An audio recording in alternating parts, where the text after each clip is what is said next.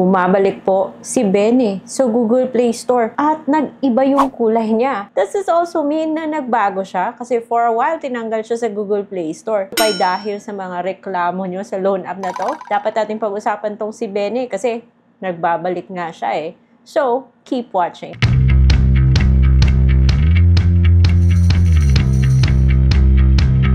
Hello everyone! Welcome back to my channel. It's Ate Red here. And as usual, tayo dito ay sinisilip natin yung mga iba't ibang loan apps para kayo ay mas may knowledge kung okay ba sila o hindi.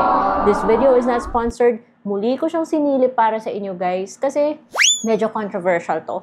I still remember na dati may isang vlogger na parang sinabi pang bagong maaasahan to si Bene.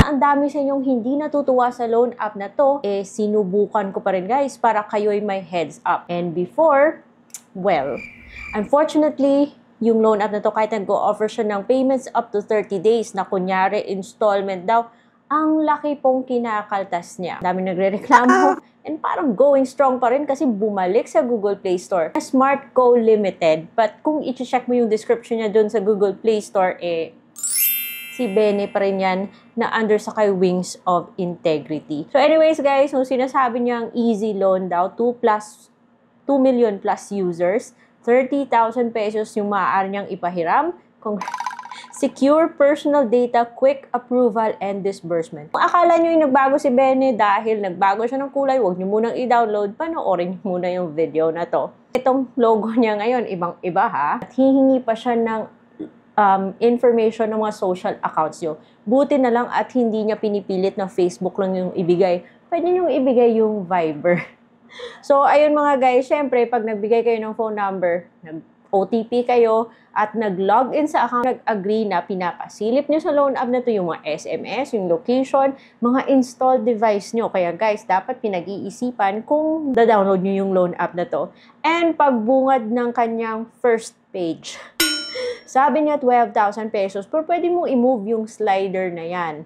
Yung minimum pa nga niya is nasa 3,000 pesos, maximum 30,000, but it doesn't really matter because, you know, huwag tayong mag-expect na kung first time tayo, kaagad tayo makakabig loan amount sa mga ganitong mga loan apps. So kahit nalagay mo dyan 90 tsaka 180 days, pag-apply mo instantly, pagbigay mo ng iba't ibang information, 30 days pa rin yan guys. Huwag kayong umasa ng todo-todo dito. Kaya yun, sinihilip ko siya ulit, mga best. At least yung code nang galing talaga kay Bene. And by the way guys, itong si Wings of Integrity, the company behind Bene, is listed doon sa Securities and Exchange Commission and that list was updated August 30, 2024. So, rehistrado to si Bene. But the question is, mapagkakatiwalaan ba to? Yung password na ina-accept nyo guys, akalain mo naglagay ako ng 6 na 1. Tinanggap! I don't feel secure pag ganon. Anyways, nag-login pa rin ako para sa inyo mga guys. And yun, lumabas ulit 12,000 pesos. Kayong umasa na yun, ma-approve sa inyo ha. So, syempre, magbibigay kayo ng mga IDs. Yung IDs na tinatanggap niya is UMID, passport, TIN, driver's license, SSS, postal ID, voters ID, PRC, GSIS ID, tsaka OWA ID. Depende sa ID na pipiliin nyo, syempre ilalagay nyo yung mga details, pipili kayo ng gender, maglalagay kayo ng information nyo, marital status, education, address, and guys, parang gusto niya, employed lang. Kasi, hindi na siya hihingi kung anong industry ka or ano yung type ng trabaho mo. Kaagad na siya doon maghihingi ng company name, company phone number, company address. And guys, take note, hihingi po siya ng mga social accounts nyo. Pero, kung ayaw bigay yung Facebook, may Viber pa na. Meron ding WhatsApp, meron ding Skype. Mag-video call siya. Anyway, so yun. Take note ha, sabi niya dun sa privacy policy, sa start, na 3 lang daw yung hihingi niya. Magkukuha siya ng selfie and picture ng ID. Tapos lalabas to. Ewan ko, A, B, C, D, E, F, G. Lahat ng alphabets parang inubos niya na. It doesn't really matter kasi it looks like yung dalawa yung pinili ko, 3,000 lang naman pala yung lumabas ng evaluation. Pwede kang gumamit ng ibang e-wallet account. Lagay ako ng ibang GCash, separate from the phone number that I used here. Pero guys, para sa akin ha, X to, dahil hindi mo siya buong matatanggap. Tulad ng dati na hindi siya buong matatanggap, ngayon ganun pa rin siya. Hindi pa rin siya buong matatanggap.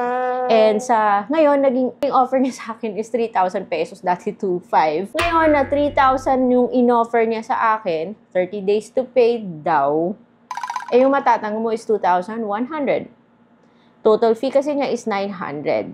Yung first installment, due po siya 10 days after. O, at least hindi 7 days, pero 10 days. O, ayan, nagdagdag pa siya ng 3 araw. Yung babayaran mo is 2,400. O, mautak din siya, no? 3 payments po siya sa loob ng 30 days. Pa 10 days siya. O, at least, masasabi mo, installment nga to. 2,400 babay, parang bayad na yung, ano mo ha, parang nakabawi na siya sa pinadala niyang pera sa inyo after 10 days. Tapos yung second, 570. Kakaiba din siya compared doon sa mga pa 7 days na account. But, that doesn't mean na sinasabi kong okay yung loan app na to. Because para sa akin, at least in my own opinion, hindi po maganda yung mga loan app na kumakaltas ng malaking fee. Kailangan pa rin tong pag-isipan bago kayo mag-go. So, ewan ko sa inyo guys, kung gusto nyo magpatuloy, nasa inyo po yan. At least alam nyo kung anong meron.